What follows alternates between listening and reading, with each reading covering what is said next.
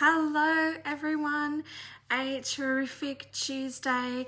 For those of you in the Northern Hemisphere, you're just starting your day. And for those of you in the Southern Hemisphere with me, it is the evening. And for the rest of the Northern Hemisphere, it is Monday. I want to thank you so much for joining me in tonight's session. Are you really making it happen, or are you being a bit wishy-washy? Now, a long time ago, I went to church and I was gifted my Bible. And I have one verse that is my favorite, and you see it in two different spaces. And I'm going to read it out to you because it really does relate to tonight's topic. So if we go to Matthew chapter 7, verse 7. Ask, and it will be given to you. Seek, and you will find. Knock, and the door will be opened to you. For whoever asks receives. Those who seek find, and to whoever knocks, the door will be opened. Now, the second space that we see this is Luke chapter 11, verse 9.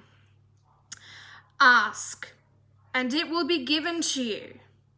Seek, and you will find. Knock, and the door will be opened to you. For everyone who asks receives. Those who seek find, and to those who knock, the door will be opened. Now, I spoke to you a few months ago now about your top 10 desires. And more recently, I've asked you to really decide who you want to be 12 months from now. And what things do you want to have achieved in the next 12 months? Now, when you are wishy-washy, you say things like, it might happen. You say things like, maybe one day. You say things like, I'll give it a go. But when you are specific, when you are focused, when you have clarity, when you have direction, and when it really, really, really matters to you, you will do everything that is required to make it happen. When you really want it, you won't have excuses.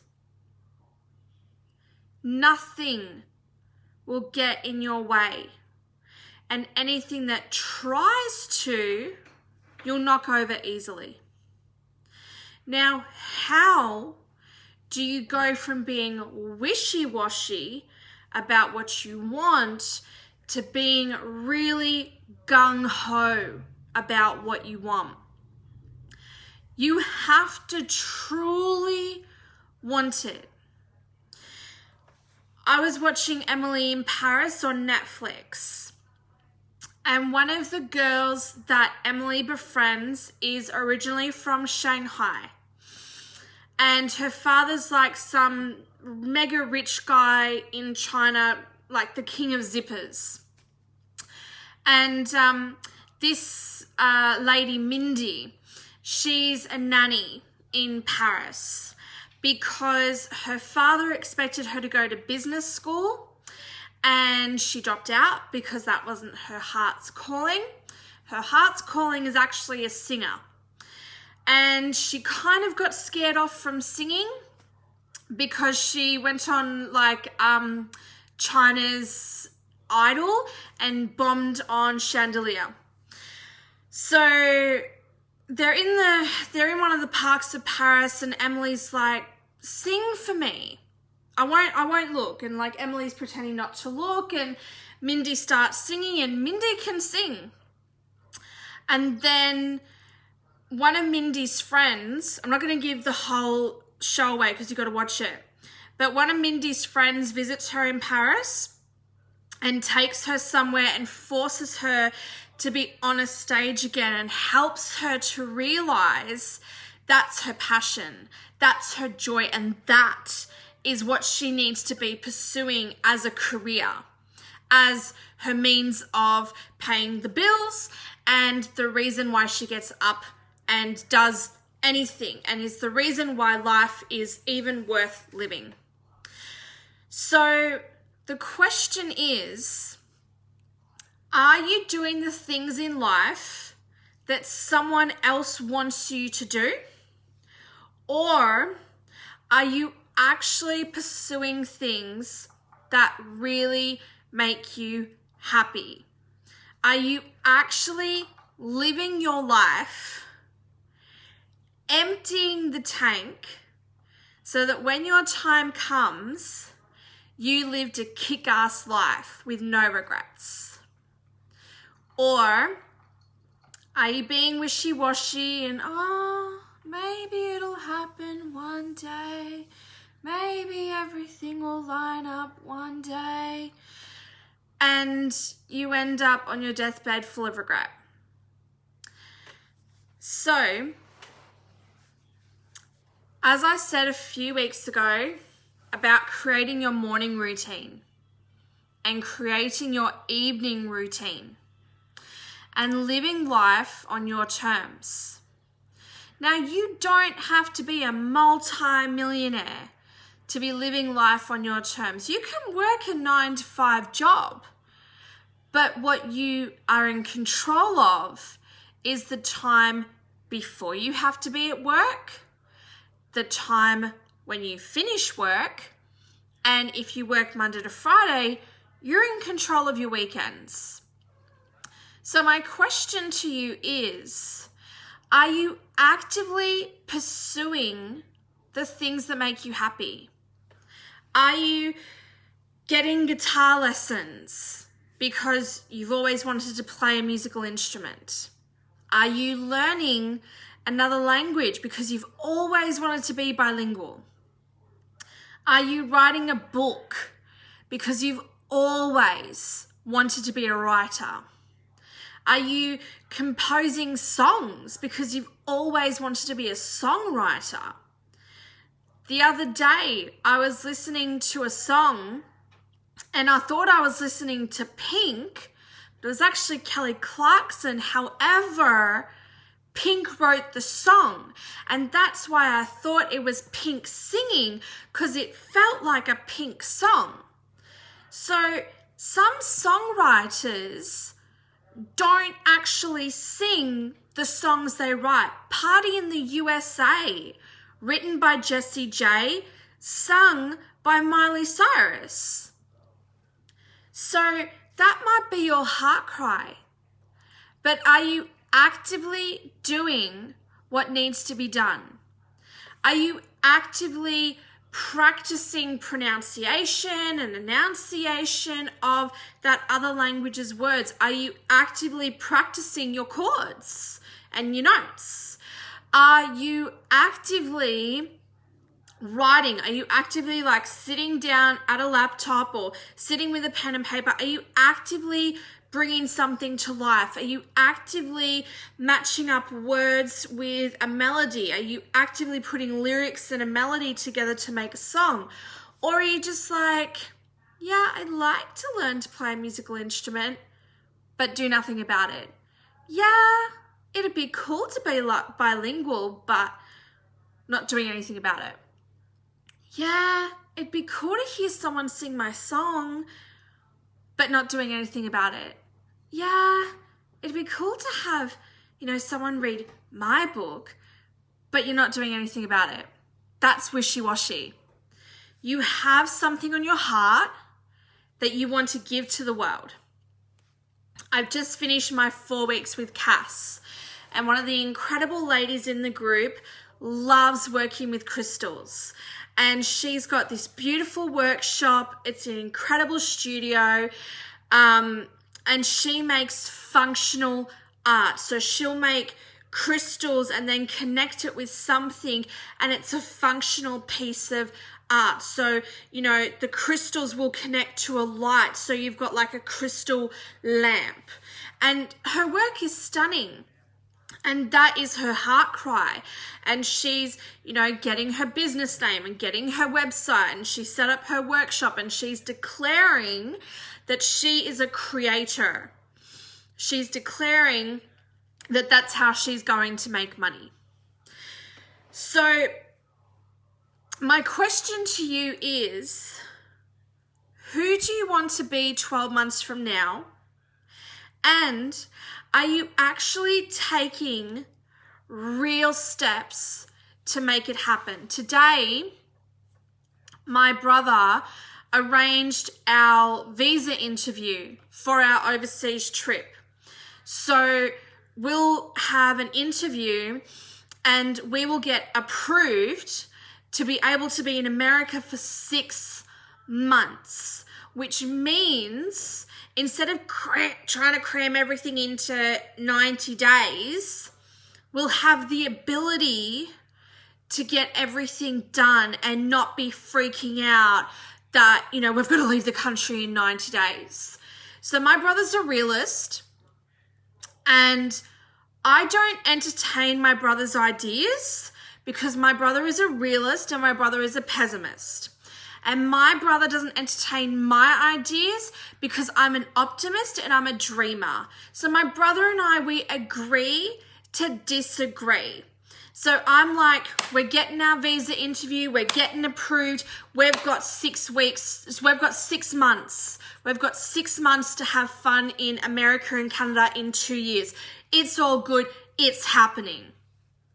And I'm sending that out to the universe. Universe knows we're going to get our appointment, we're going to do our appointment, we're going to get approved, and we've got 6 months to play with. It's going to happen. And we put the wheels in motion. I didn't just be like, oh yeah, you know, we've paid for our appointment. You know, we're going to get the confirmation that your appointment is on this day at this time at this location, COVID precautions, let's get this done. So putting the wheels in motion, actively bringing forward what you want your life to look like and not being wishy-washy about it. I wanted money to come into my life, and I didn't know how to do it. But I watched a Wesley Virgin YouTube video, and he's like, my employees, I have one unbreakable rule with my employees. Don't ever come to me and say, I don't know how. Just figure it out. Don't come to me with problems. Find the solution. There's always a way out. There is always a solution to a problem. So I was like, okay. I had listened to a podcast, and the guy on the podcast, he was squatting in a building, down on his luck, and he sold all his possessions on eBay. And he took really good photos of his items on lots of different angles and did a really good description and sold each item for a fair and reasonable price. So I went onto Facebook Marketplace. I took photos of my items that are not precious possessions to me. They don't bring me joy. They have no reason, meaning, purpose, or function to be in my life. They belong to someone else. They've served their purpose for me. So I've taken really good photos. I've done a really good description. I've put a fair and reasonable price on each item, and boom, boom, boom, boom, boom, boom, boom. The items are just going. Boom, boom, boom, boom, boom. I'm getting messages left, right, and center. Is this available? Is this available? Can I collect? Can this be posted out to me? Boom, boom, boom, boom, boom, boom, boom. And I every time I post an item, I say, you are already in your new home. You're already in your new home. And I look at all the items and I'm like, you're already in your new homes. You're already in your new homes. And I'm telling universe what to do. So universe knows that universe knows that it has to put my items into the face of the person that belongs to. That person is going to message me. We're going to arrange a day and time. They're going to collect their item and boom, boom, boom, boom, boom, boom. All the items gone. I couldn't get to my recycling facility. None of the op shops are open. I had all of this clutter in my house. I had all these items that are not sellable. They're not sellable. They either have to go to like a donation place and, maybe they can fix them up, or they're just rubbish. So I contacted my local council, and my local council said I hadn't used my hard waste collection for the financial year. I had access to a hard waste collection. So I did my online booking, and this morning they came and got rid of all the rubbish.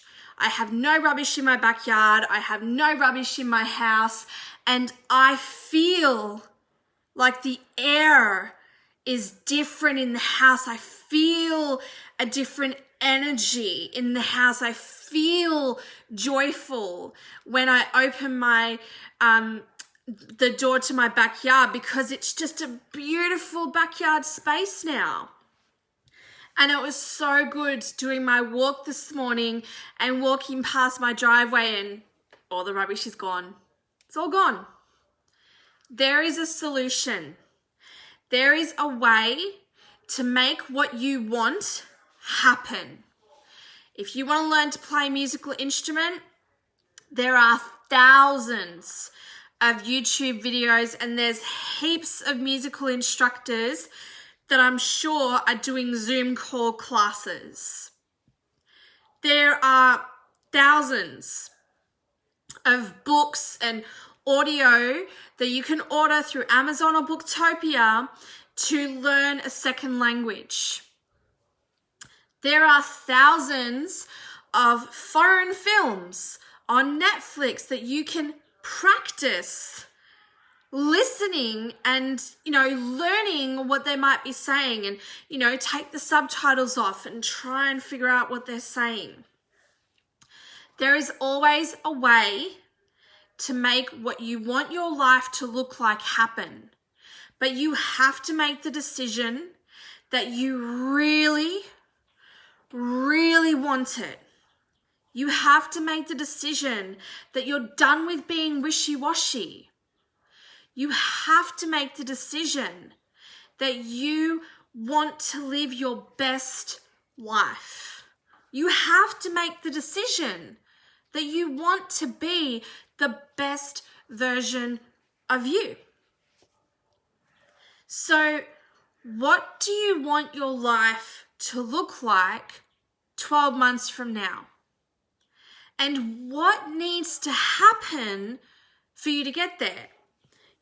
I sat down with my stepmom a few days ago, so overwhelmed, so stressed. I'm like, I can't make my budget work out. I can't make everything. I was a mess. And she's like, calm down. Put it in the Excel spreadsheet. Let's see what we can do. And so my stepmom has created my budget. My stepmom is my accountant. She's not a qualified accountant, but damn, that woman's good with numbers. She just makes things happen.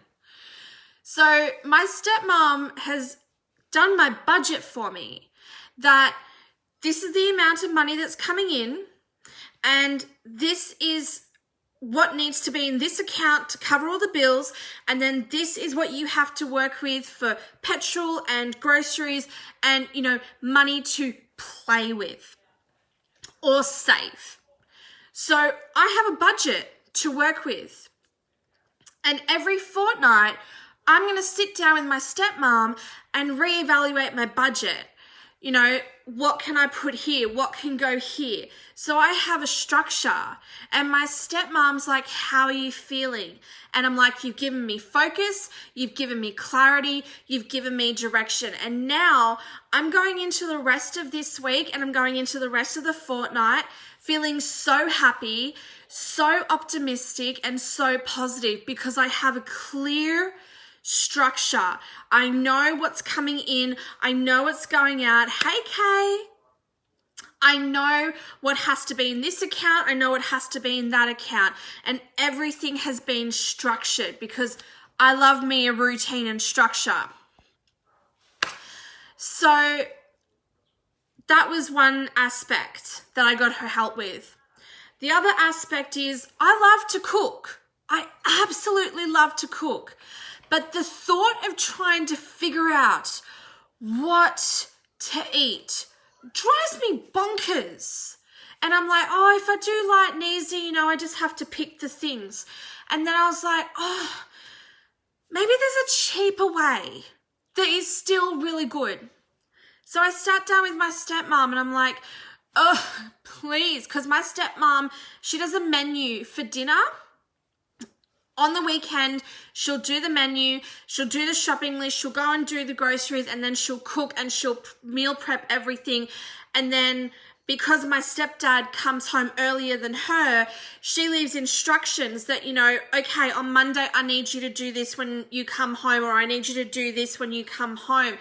And then she's got days where she's not at work. So those are the days that she can do other things. So she knows what meals she's preparing in advance. And then she knows what meal she's going to cook on the day. And I'm like, Mom, can you please do this for me? Can you please work out a menu? So we've sat down and she's created my menu.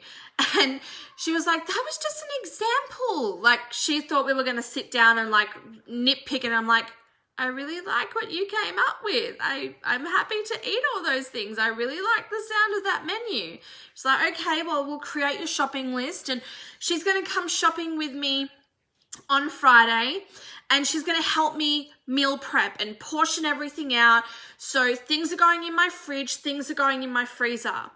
And having that routine, having that structure, all the stress has gone away.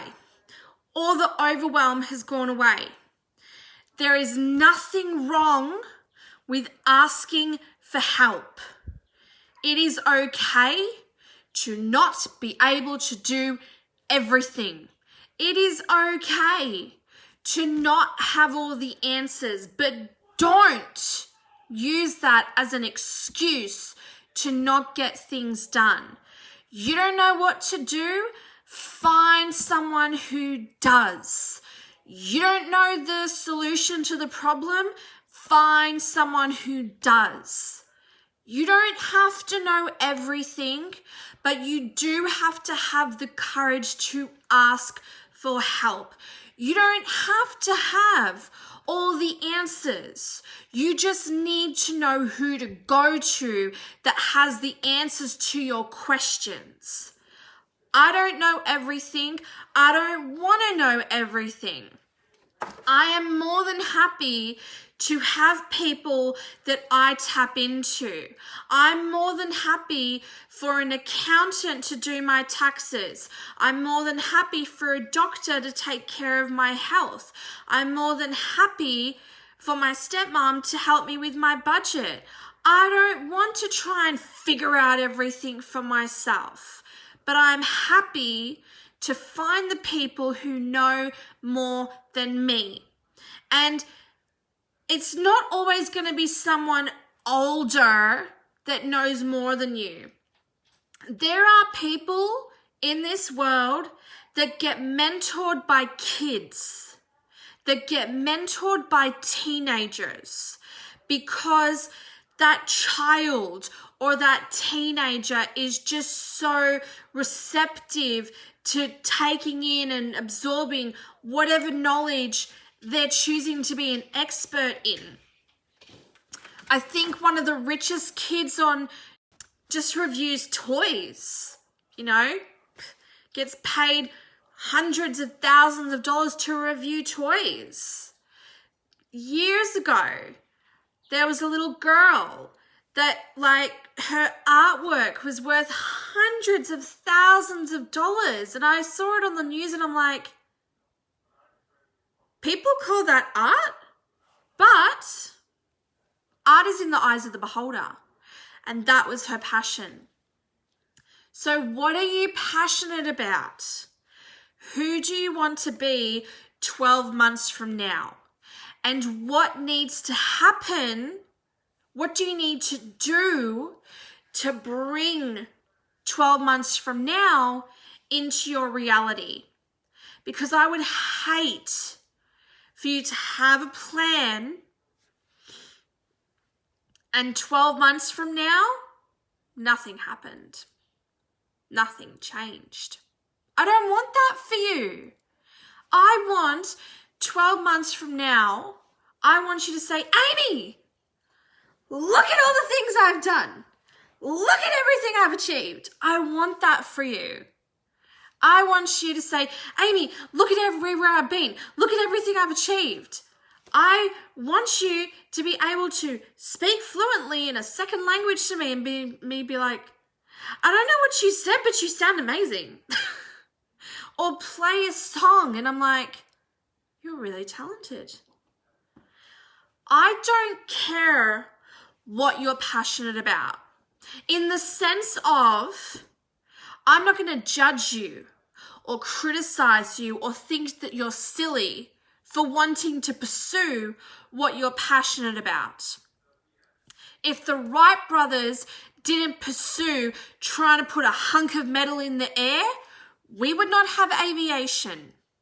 If Thomas Edison didn't keep trying to figure out the freaking formula to make a light bulb,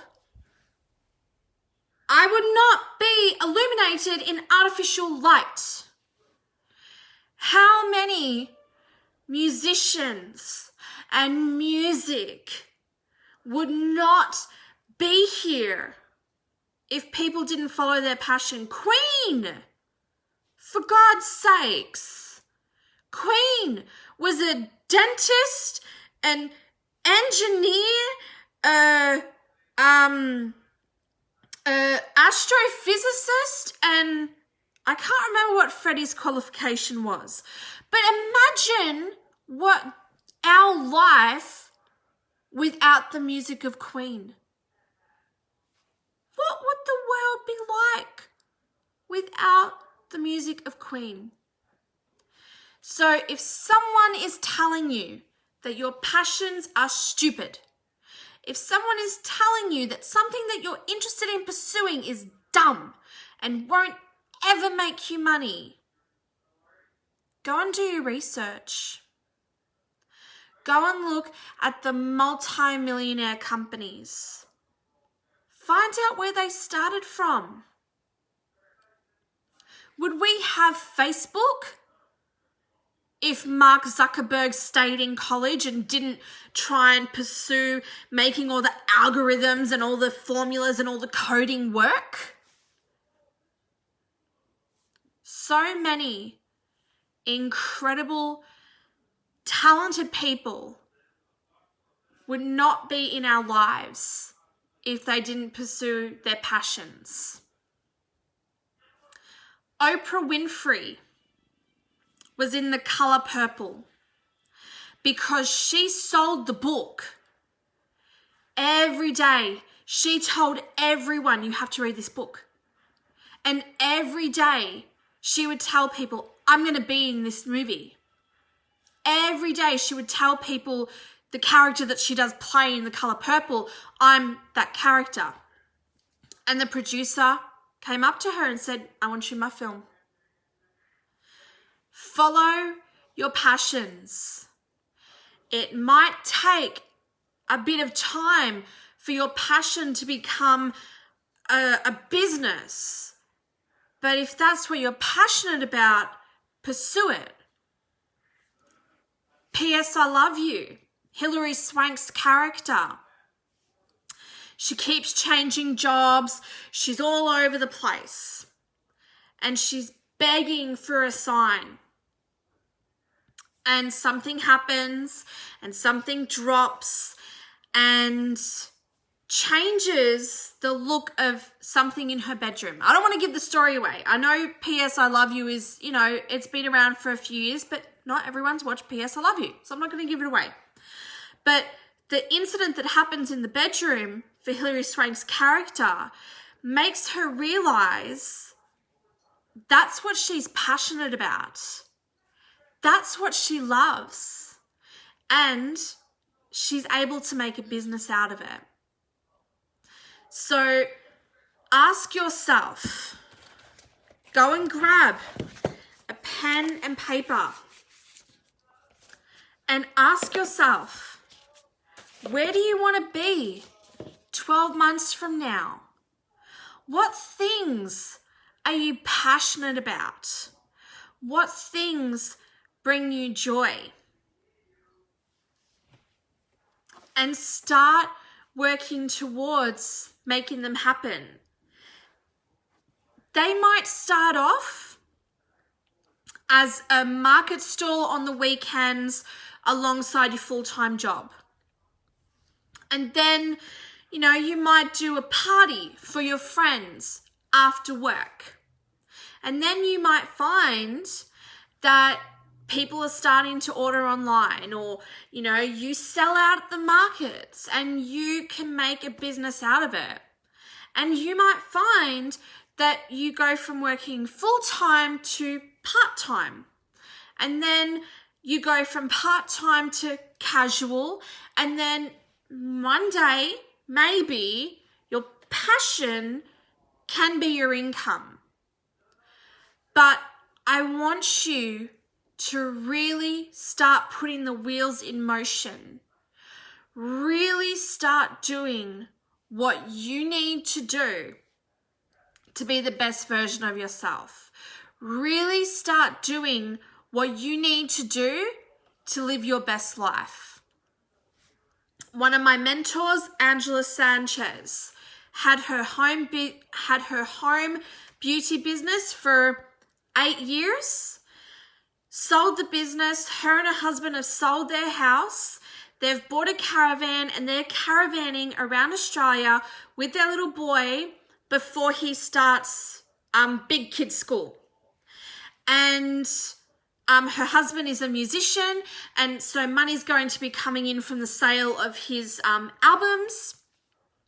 And she's still got her podcast, and she's still, got her beauty mentoring thing. So she's still got streams of income coming in, but she's actually able to work remotely and is going to see and explore Australia, because that's been something that her and her husband have wanted to do. And doing this with their son before he goes to big school is such an incredible way to spend, the next 12 months of their son's life before he goes off to primary school. You don't have to do that, because that may not be your passion. Not everyone has the travel bug. Some people, you love your home. You love your town, and you don't need to go anywhere else. That's okay too. That's beautiful. Not everyone has the travel bug, and not everyone is a homebody. I don't want you to pursue my passions. I want you to pursue your dreams. I want you to pursue your passions. And if you don't know how to get there, ask for help. Find someone who's going to guide you, someone who's going to direct you, someone who's going to give you the slap in the face of truth and honesty and isn't going to sugarcoat shit. Yes, this will help build your business. No, this will keep you back. And just keep changing and keep moving forward. Keep moving forward. If you want more examples of people who someone told them that their passion was stupid and they've gone on to be a success, give me a like.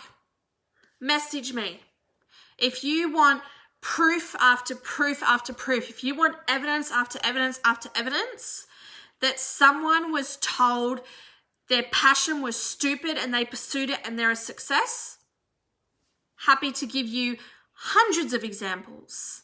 I could talk all day about people that pursued their passions and became successful. Of course there's failures. Of course it doesn't work for everybody.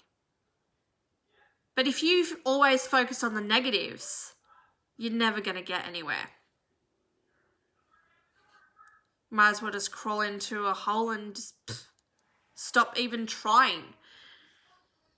So, are you ready?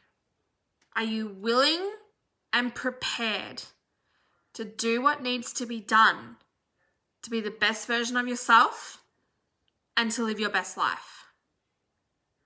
Hit me up if you need some help, if you want some guidance, if you want some one-on-one direction. I don't have all the answers, but I can lead you in the right direction. And what I don't know, I'll find someone who does. Thank you so much for joining me for today's session. I really do hope that you got incredible value out of it and that there are aspects that you can apply to your own life. I look forward to seeing you in tomorrow night's session. And for those of you that are doing the Power Talk meditations with me, I will see you 6 a.m. Australian Eastern Standard Time. As always, I never pre-plan the next day's session. It really is up to universe and what you need to hear through me. So I look forward to seeing you in our next session. As always, be safe, be well, much love.